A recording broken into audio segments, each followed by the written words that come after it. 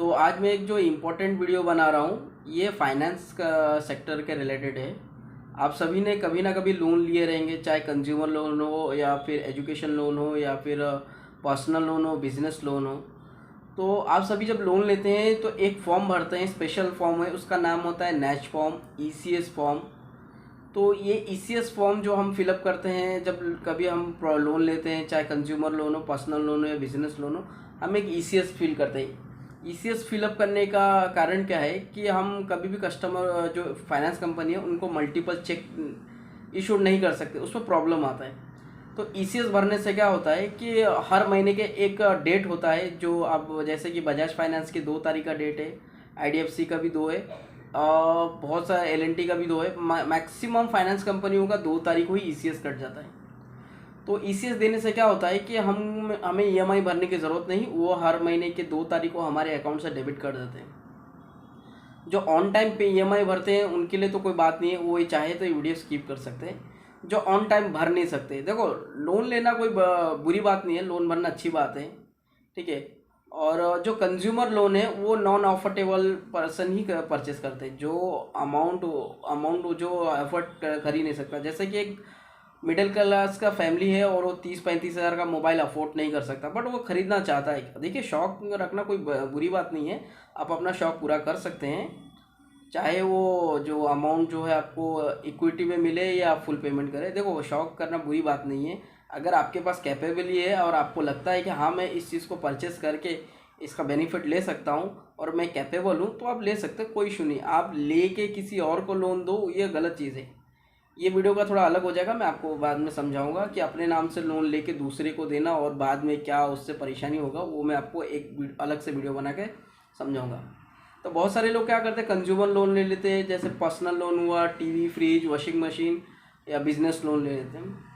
अब बैंकिंग का तो ठीक है, बैंकिंग जो बैंक है, चाहे वो प्राइवेट बैंक हो या सरकारी बैंक हो या प्राइवेट पब्लिक सेक्टर बैंक हो, इनके रूल्स एंड रेगुलेशन आरबीआई के हिसाब से लोग फॉलो अप करते हैं। जो एनबीएफसी है, सबसे ज़्यादा गंदा और कचरा है बजाज फाइनेंस के आज के डेट में। बहुत सा बजाज भी है, देखिए मैं आपको ये नहीं कहूँगा कि बजाज बुरा है। देखो, जितना प्रॉफिटेबल बजाज है उतना ही प्रॉफिट बैंक का है, कहीं ना कहीं रोल बैंक का भी है। मैं ये नहीं कहूँगा कि सारी गलती बजाज का है, कुछ गलतियाँ बैंक का भी है। तो मैं आपको एक बहुत वीडियो को लंबा ना करते हुए शॉर्टकट में समझाऊंगा। तो आप लोग जब भी लोन लेते हो, कंज्यूमर लोन या पर्सनल लोन, तो आप इनसे ईसीएस साइन करवाते हो, कस्टमर से साइन करवा के लेते हैं बैंक वाले, मतलब आपसे जो सिग्नेचर करके लेते हैं एक ईसीएस फॉर्म, जिसे ऑटो डेबिट करने के लिए वो लोग आपसे परमिशन लेते हैं कि हर महीने के जो एक डेट देते हैं उस डेट को ऑटो डेबिट करेंगे। जिनका ऑटोमेटिकली पेमेंट हो जाता है तो ठीक है, जो अफोर्ड नहीं कर पाते या किसी भी रीज़न से ईसीएस रिटर्न चले जाता है, तो प्राइवेट बैंक 590 रुपीज़ चार्ज करता है। आईडीबीआई बैंक 700 रुपीज़ के ओवर चार्ज करता है, क्योंकि मुझे नहीं पता वो इतना चार्ज क्यों करता है। मैं एक अलग से और वीडियो बनाऊंगा कि हर बैंक इतना चार्ज क्यों करते हैं, मैं आपको बताऊंगा बाद में। फिलहाल मैं इसके रिलेटेड आपको यहाँ पे नहीं बताऊंगा इस वीडियो में। तो आईडीबीआई बैंक आपसे बहुत हायर चार्ज करता है। उसके बाद में आता है प्राइवेट सेक्टर बैंक, जैसे एक्सिस बैंक हुआ, आईसीआईसी बैंक हुआ, एचडीएफसी बैंक, ये 590 रुपीज़ चार्ज करते हैं। हाँ, कैनरा बैंक भी 590 चार्ज करता है। पहले कैनरा बैंक 300 ही चार्ज करता था, बट अब कैनरा बैंक 590 चार्ज करता है। उसके बाद में जितना पब्लिक सेक्टर बैंक होता है और जो सरकारी बैंक है, जैसे union bank of India, state bank of India, bank of Baroda, Indian bank, ये सब 300 रुपये के आसपास, 290 रुपये इनका चार्ज है, मिनिमम चार्ज है। ये लोग आपसे 290 रुपये ईसीएस रिटर्न चार्ज जो है चार्ज है। अब एनबीएफसी जितने भी है, चाहे बजाज हो, आईडीएफसी हो, होम क्रेडिट हो, एलएनटी हो, ये लोग अपनी मनमानी करते हैं।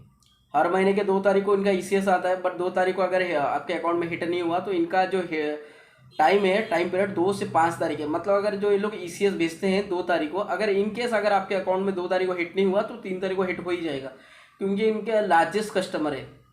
100, 200 या 50 कस्टमर है, इनके लाखों के ऊपर कस्टमर है। तो इनका जो ईसीएस रहता है वो 2 से 5 तारीख तक ईसीएस रहता है। तो इस बीच में अगर आप पैसा रखते हो तो इस बीच में कट जाएगा। मगर सपोज आपने किसी महीने में पैसा रख नहीं पाए या आपने एन मोमेंट में पाए पैसा अपने अकाउंट में मेंटेन किया, तो बैंक क्या करेगा, आपसे ईसीएस रिटर्न चार्जेस 590, 290, सब वो डिपेंड ऑफ बैंक, आपको चार्ज करेगा। ये ओके है, क्योंकि आपने ईसीएस रिटर्न किया तो ये चार्ज आपको एप्लीकेबल है। ये जो 590 चार्ज होता है, 390, 290 जो चार्ज है, ये बजाज फाइनेंस नहीं लेता है, ये बैंक लेता है। बजाज कभी भी आपको पेनल्टी नहीं करता, ये बैंक पेनल्टी आपको करता है, क्योंकि आपका ईसीएस रिटर्न हुआ है।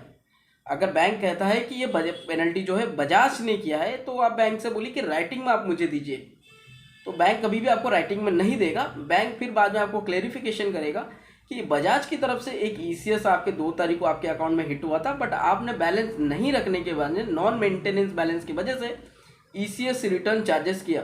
बट ये जो ईसीएस रिटर्न चार्जेस, ये बैंक की प्रॉफिट है, बैंक ये पैसा अपने पास रखता है, ना कि बजाज को देता है। अब यहाँ पे खेल शुरू यहाँ से हो जाता है कि जैसे ही आपका अकाउंट में ईसीएस रिटर्न चार्जेस जैसे ही आपके अकाउंट में डिडक्ट होता है, उसके बाद में क्या करता है, बजाज हर 7 दिन में 2 बार ईसीएस भेजेगा। 2, 5, 7, 10, 12, 14, 18, फिर बाद में 22, 24, 26, 28 तक आपके अकाउंट में बार बार ईसीएस रिटर्न होगा। बजाज, आईडीएफसी तो ठीक है एक, और बजाज महीने में कम से कम 10 बार ईसीएस भेजेगा। आपका 590 इंटू 5 टाइम आप कैलकुलेशन कीजिए, इतना आपको ईसीएस रिटर्न। आप जब भी बैलेंस मेंटेन करोगे, आपके अकाउंट में बैलेंस कट जाएगा। कुछ बैंक क्या करते हैं कि आपके अकाउंट में ईसीएस रिटर्न हो जाता है, तो जो भी आपकी पेनल्टी रहता है, उन लोग वो चीज़ को हाइड कर देते हैं। जैसे यूनियन बैंक ऑफ इंडिया हुआ, स्टेट बैंक ऑफ इंडिया हुआ, और भी बहुत सारे बैंक हैं, लिस्ट तो बहुत बड़े हैं, मगर मैं सबका नाम नहीं ले पाऊंगा, क्योंकि मुझे सभी का लिस्ट लेने के लिए बनेगा तो वीडियो काफ़ी लंबा हो जाए। तो ये सारे बैंक क्या करते हैं, अगर जब आपका कोई ईसीएस आता है, तो ये लोग क्या करते हैं, आपके जो चार्जेस है वो हाइड कर देते हैं। अगर ये चार्जेस अगर आपके अकाउंट में रिफ्लेक्ट करेंगे, तो प्रॉब्लम 2 होगा। एक तो आरबीआई का जो गाइडलाइंस है, उसके जगह पे इस वजह से उनको पेनल्टी होगा।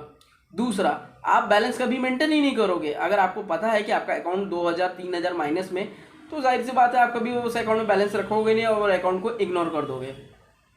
इस वजह से बैंक क्या करते हैं कि आपकी जो पेनल्टी है उससे हाइड कर देती है। जैसे ही आपके अकाउंट में किसी भी तरीके से या कहीं से भी फंड आ जाए, इमीडिएटली आपके अकाउंट को जो आपके अकाउंट में बैलेंस है उससे माइनस कर देंगे, और माइनस करने के बाद पासबुक में अपडेट कर देंगे ईसीएस रिटर्न चार्जेस। तो इस चार्जेस को बचने, इस चार्जेस को, पेनल्टी को स्टॉप करने के लिए आप बैंक को रिक्वेस्ट करते हो, और बैंक आपकी बात नहीं मानेगा। वो कहेगा कि सर आपने तो ईसीएस दिए हो, हम आपकी ईसीएस स्टॉप नहीं कर सकते। आप जिस लेंडर को, जिस बैंक को या जिस फाइनेंस कंपनी को आपने दिए हो, आप उन्हें बोलिए स्टॉप करने के लिए, हमारे हाथ में नहीं है। बैंक चाहे तो इस सर्विस को होल्ड कर सकता है। ऐसे 2-3 बैंक है, मैं आपको बता देता हूँ नाम इस वीडियो में। एक कोटक महिंद्रा बैंक है और एक आईसीआईसी बैंक है।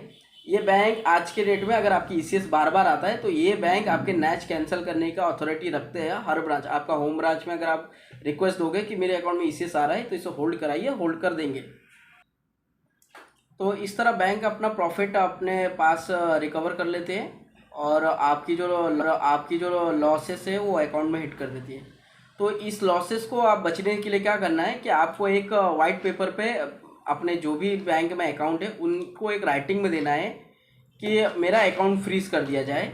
जब तक मेरी रिक्वायरमेंट जो कंप्लीट नहीं होता, तब तक मेरे अकाउंट को फ्रीज़ कर दिया जाए। तो इस फ्रीज़ करने के लिए आपको बैंक को एक लेटर पे लिख के देना होगा कि डियर सर, माई सेल्फ जो आपका नाम है, और I am account holder your bank, your branch. तो आपको अपना अकाउंट नंबर, अपना ब्रांच का नाम और आपका पर्सनल मोबाइल नंबर इसके साथ में मेंशन करना है कि मेरा अकाउंट को फ्रीज़ कर दिया जाए जब तक मेरा प्रॉब्लम सॉल्व ना हो जाए फाइनेंस कंपनी के थ्रू। तो बैंक को आपको लिखित में लेना है। तो आपको अगर बैंक में जैसे लिखित में आप उनको देंगे, तो बैंक आपका अकाउंट को फ्रीज़ कर देगा। तब तक फ्रीज रखेगा आपका अकाउंट जब तक आपकी रिक्वायरमेंट या आपकी जो भी क्वेरी है कंप्लीट ना हो जाए। ये चाहे ये क्वेरी जो है आपका 1 महीने में भी हो सकता है, 1 साल में भी हो सकता है, 10 साल में भी। इसका टाइम पीरियड कोई फिक्स नहीं है। तो बैंक से आप जैसे आप चार्ज के मतलब अकाउंट फ्रीज के लिए रिक्वेस्ट देते हो, तो बैंक आपका अकाउंट जो है फ्रीज कर देगा। फ्रीज करने से क्या होगा, आपके अकाउंट में पैसा अगर कोई भेजता है तो आपके अकाउंट में क्रेडिट होगा mode of NFT, only NFT. RTGS भी चलेगा, मगर आईएनपीएस से पैसा नहीं आएगा, यूपीआई से पैसा नहीं आएगा। पर कुछ बैंक में यूपीआई से और आईएनपीएस आ ही जाता है, मगर मोस्टली बैंक में नहीं आता है। और इस बैंक से आप पैसा विड्रॉ भी नहीं कर सकते हो। बैंक खुद आपका एसएमएस चार्ज भी डेबिट नहीं कर सकता है। मेरे साथ एक ऐसा ही किस्सा हुआ था, मगर मैं किसी फाइनेंस कंपनी में काम करता था, मुझे पता था ये चीज़ कैसे क्या करना है। तो मैंने अपने बैंक को एक राइटिंग में दिया कि जब तक मेरी रिक्वायरमेंट कंप्लीट नहीं हो जाता, आप मेरा अकाउंट फ्रीज कर दीजिए। बैंक ने मेरा अकाउंट फ्रीज कर दिया। फ्रीज हो जाने के बाद में जितनी भी बार फाइनेंस कंपनी है, एनबीएफसी आपके अकाउंट में 50 बार ईसीएस डाले, महीने में क्या मैं बोलता हूँ दिन में 50 बार ईसीएस डालेंगे, आपके अकाउंट से 1 रुपया डेबिट नहीं कर सकते और आपसे पेनल्टी भी नहीं चार्ज कर सकते।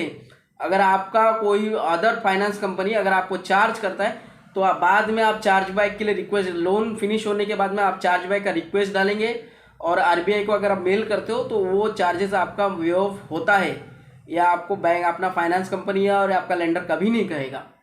अगर आपसे आप ये पहले ईसीएस जो स्टॉप करने के लिए अकाउंट फ्रीज कर दीजिए। फ्रीज करने के बाद में जो भी आपकी पेनल्टी लगता है वो लगने दीजिए, कोई इशू नहीं।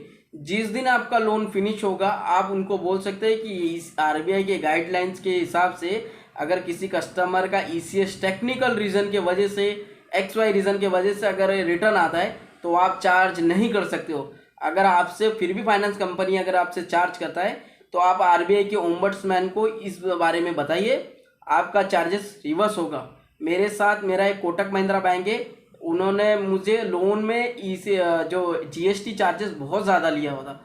मैंने उनके साथ में 1 महीना फाइट किया, मगर Kotak Mahindra king of banking है इंडिया में, ये मैं उन्होंने प्रूफ किया है। और उन्होंने मेरा जो है 2,000 रुपये चार्ज मुझसे अननेसेसरी से लिए थे और मुझे कोटक ने 8,000 रुपये रिफंड दिए। 2,000 रुपये चार्जेस, आरबीआई ने उनको इंस्ट्रक्शन दिया कि आप कस्टमर को जो मुआवजा के रूप से 6,000 एक्स्ट्रा दोगे, तो कोटक ने मुझे रिटर्न 8,000 रुपये रिटर्न दिया। 2,000 के चक्कर में 8,000 उसने रिटर्न दिया। उन्होंने मुझसे माफ़ी भी मांगा, प्लस उन्होंने राइटिंग में दिया कि हमारे एग्जीक्यूटिव के रॉन्ग गाइड की वजह से आपको 2,000 रुपये का लॉस हुआ, तो उस वजह से बैंक आपको चार्ज बैक दे रहे हैं 6,000 एडिशनल। तो टोटल में 8,000 रुपये पैसे मुझे इंस्टेंटली रिफंड आए, मगर इसमें 1 महीना लग गया मुझे। ठीक है, और कुछ टाइम तो लगता ही है, तुरंत जादू की छड़ी नहीं है कि ये तुरंत हो जाए, तो वो चीज़ अलग है। ठीक है, आपसे अगर कोई भी आप ईसीएस करवाते हो किसी भी फाइनेंस कंपनी से, चाहे बजाज हो, आईडीएफसी हो, होम क्रेडिट हो, एलएनटी हो, बहुत सारे फाइनेंस है, कैनरा फाइनेंस हो, अगर आप गलती से अगर आपने ईसीएस ब्रेक कर दिए तो मेरे हिसाब से आपको ऑन टाइम पेमेंट कर देना चाहिए। इससे आपका सिविल हिस्ट्री और आपकी क्रेडिट जो वेल्थ है वो बने रहेगा। बट अगर आपने उसका पेमेंट नहीं किया और अगर आपने मैंने जो बताया उस तरह अगर आप करते हो बट आप उसको पेमेंट नहीं करते हो, इससे आपकी सिविल खराब होगा, प्लस बैंक के सामने आपका जो क्रेडिट वेल्थ है वो भी खराब होगा। ठीक है, तो आप मैं जैसा आपको मैंने बताया है कि बैंक को राइटिंग में दो, आप अपना अकाउंट फ्रीज कर दो। आपसे अननेसेसरीज कभी भी कोई भी फाइनेंस कंपनी चार्ज नहीं ले सकता, क्योंकि ईसीएस जैसे ही वो कस्टमर जैसे फाइनेंस कंपनी है बजाज हुआ, जैसे ही ईसीएस आपके बैंक में भेजेगा, बैंक इमीडिएटली उसको डिक्लाइन कर देगा। आपके अकाउंट में किसी प्रकार की कोई चार्जेस नहीं लेगा, ना ही बैंक आपको चार्ज कर सकता है, क्योंकि आपका ईसीएस अकाउंट जो है फ्रीज मोड पे, फ्रीज मोड पे पैसा नहीं कट सकता, ना खुद भी बैंक आप चाहे तो आपके अकाउंट से 1 रुपये 1 पैसा डेबिट नहीं कर सकता। इट्स माई चैलेंज, कोई भी बैंक आपका अकाउंट फ्रीज मोड पे आपसे 1 पैसा पेनल्टी चार्ज और ना ही कोई भी चार्ज नहीं कर सकता। जब आपका डिस्प्यूट क्लियर हो जाए तो आप बैंक को राइटिंग में लिख के दीजिए कि मेरा अकाउंट अनफ्रीज कर दीजिए और रेगुलाइज कर दीजिए। जैसे बैंक को आप लेटर देते हो, बैंक आपका अकाउंट को अनफ्रीज कर देगा, फिर आप नॉर्मली यूज़ कर सकते हैं। आपसे किसी प्रकार की पेनल्टी या चार्जेस नहीं लेगा। आपके अकाउंट में अगर पैसा अगर कोई एनएफटी आरटीजीएस के थ्रू करता है तो वो क्रेडिट होगा। बैंक अगर आपके अकाउंट में कुछ बैलेंस है और बैंक ने उसके ऊपर क्रेडिट इंटरेस्ट दिया तो वो क्रेडिट होगा, पर आईएनपीएस से यूपीआई से नहीं होगा। कुछ बैंक में होता है, मैं गारंटी नहीं दे सकता। ठीक है, मगर ये है कि आपका अगर कोई थर्ड पार्टी फाइनेंस कंपनी आपके अकाउंट में बार बार ईसीएस डाले तो ईसीएस डेबिट नहीं होगा, ईसीएस डेबिट चार्ज नहीं होगा। सेकेंड थिंग एक बहुत इंपॉर्टेंट है, कभी भी जो लोन लेते हो लोन के लिए अलग से एक अकाउंट रखो। आप अपना मेन अकाउंट कभी भी लोन फाइनेंस कंपनी को मत दो। इसमें प्रॉब्लम क्या होता है कि आपका मान लीजिए कहीं से सैलरी आता है और आपने सैलरी अकाउंट को ही ईसीएस के लिए दे दिया या किसी फाइनेंस कंपनी में, आप खुशी से तो झूम उठोगे कि भाई मेरा लोन पास हो गया। बट जिस दिन आपका ईसीएस रिटर्न हुआ, ईसीएस रिटर्न पे सैलरी अकाउंट में बहुत ज़्यादा चार्ज लगता है, और जैसे ही आपके अकाउंट में सैलरी आया पता चला सब माइनस हो गया, तो फिर मतलब नहीं है।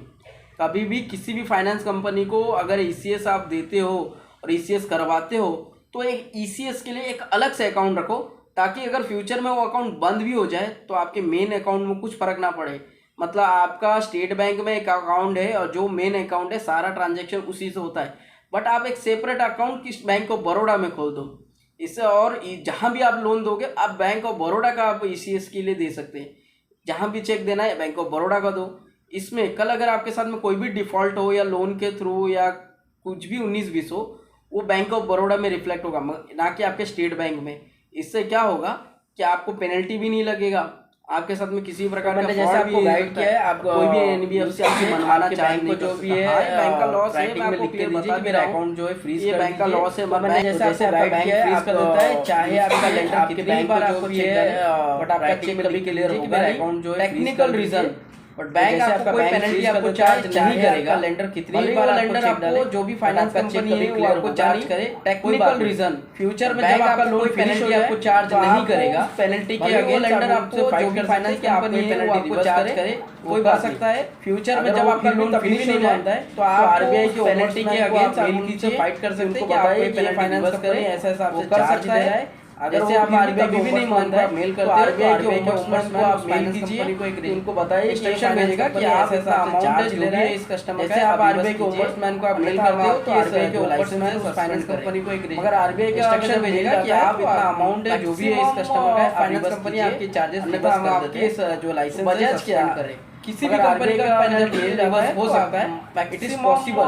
बट क्या रूल्स एंड रेगुलेशन काफियों को पता नहीं है कैसे करना है, क्या करना है, कहाँ किसी भी कंपनी का पेनल्टी रिवर्स हो सकता है, होता है, इट इज पॉसिबल। अनएजुकेटेड लोग रहते हैं, रूल्स एंड रेगुलेशन काफियों को पता नहीं है कैसे करना है, क्या करना है, ऐसे बैंक को ऐसे इस वजह से प्रॉब्लम होता है। मनमाना चार्ज अनएजुकेटेड लोग रहते हैं या जिनको इस चीज को रोकने के लिए मैंने एक छोटा सा वीडियो बनाया। ऐसे बैंक को ऐसे के लोगों से बैंक अननेसेसरी मनमाना चार्ज लेते हैं और आपको तो इस चीज को रोकने के लिए मैंने आपको जानकारी बनाया या कुछ आप मुझे कमेंट के माध्यम से बताइए कि आपको वीडियो कैसा लगा।